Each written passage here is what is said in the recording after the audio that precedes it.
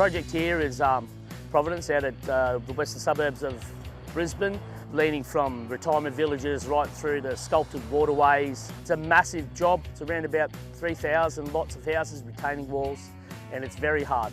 It's a lot of rock and a lot of blasting and a lot of big gear. With the 15-tonne next-gen cat in the background, obviously coupled with the A2 range of equipment, it's sort of pretty unbeatable in my books anyways. Full range of buckets from attached to, which has been the ultimate pairing. I love the profile of the bucket. I love the easy pickup function with the bucket hooks on the back. Very simple to move buckets around and to relocate them when you need to just swiftly move them out of the way.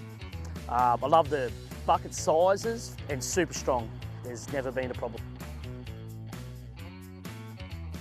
The attached to, unlike everything else, is still a mechanical piece of equipment. I discovered a small leak in it whilst it was still under warranty. I rang Lachlan from Attached 2 on a Saturday at 10 o'clock. He answered the phone.